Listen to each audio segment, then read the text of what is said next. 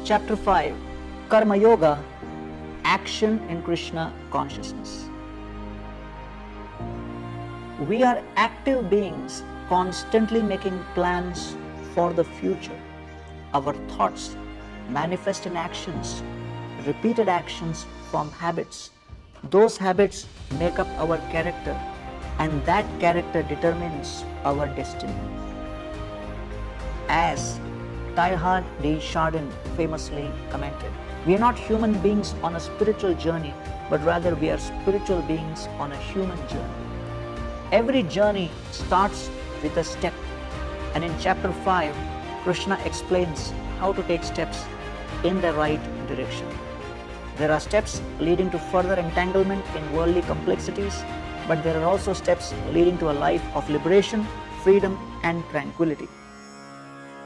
Kayena manasa buddhya kevalair indriyair api yogina karma kurvanti sangam tyaktva atma shuddhaye. The yogis, abandoning attachment, act with body, mind, intelligence, and even with the senses only for the purpose of purification. S for stay in the world, T for three doers, E for equal vision, and P for peace. Verses 1 to 12, the theme of stay in the world, S. Arjuna is still confused. Despite Krishna's explanation in chapter 3, Arjuna still considers work and renunciation to be mutually exclusive paths. Thus, Krishna elaborates on how an individual who works in a spiritual consciousness is automatically elevated to the platform of renunciation.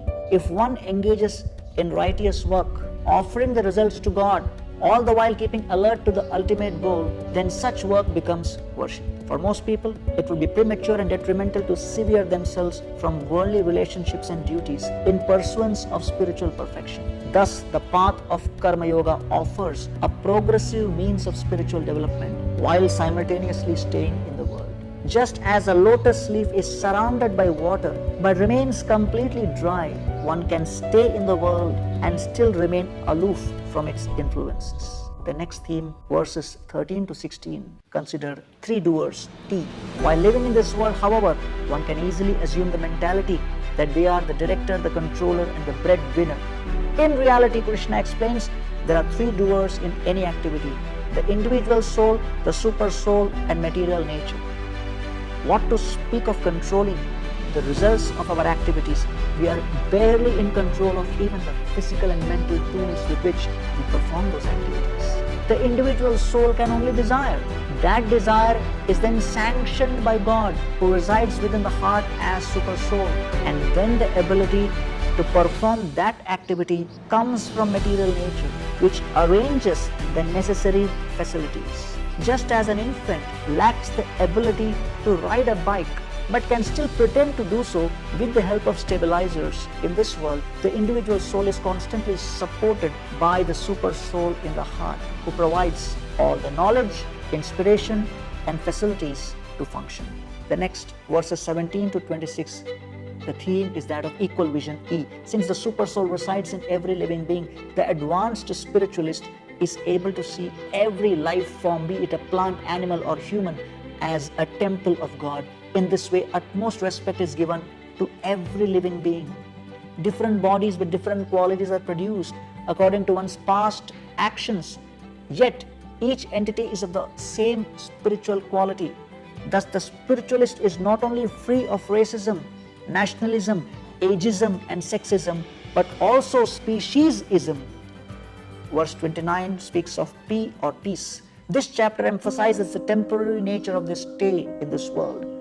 We come into this world with nothing, and we leave with nothing. In the interim, our claims to proprietorships and attachments to various objects create fear, insecurity, and conflict.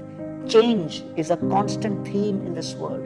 Our relationships are changing, the environment is changing, our possessions are changing, and our desires are also changing. To the extent that we develop a sense of detachment and understanding the Supreme Lord to be the proprietor and ourselves as simply caretakers, to that extent we can experience a sense of peace within. Interestingly, it is this inner peace that brings about global peace. A community of individuals who are free from attachment, greed, envy, and covetousness is what this world really needs. Bhoktaram yajya tapasam sarvaloka maheshwaram suhridam sarvabhutanam gyatva shantim richhati. A person in full consciousness of me, knowing me to be the ultimate beneficiary of sacrifices and austerities, the supreme lord of all planets and demigods, and the benefactor and the well-wisher of all living entities, attains peace from the pangs of material miseries.